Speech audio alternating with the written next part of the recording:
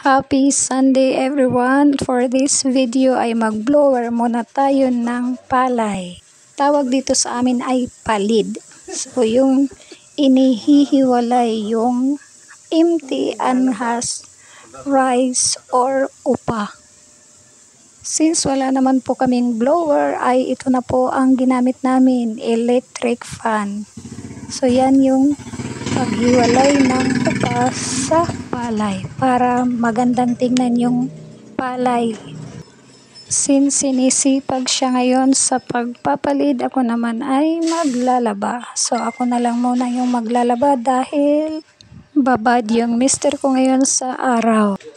Anyways, that's life. Kailangang magtiyaga dahil sa mahal na ngayon ang bigas. So kailangan talagang magtiyaga sa pag-aalaga ng palay. From the rice field hanggang sa maging bigas na siya. Kailangan talaga hindi magsayang ng kanin.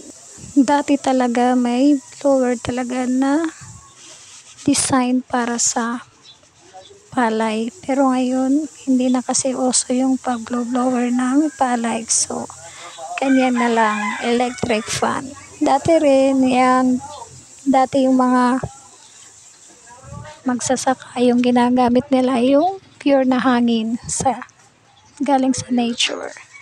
So, ngayon talaga ay hindi na uso yung pagpapalid ng humay or pag-blower.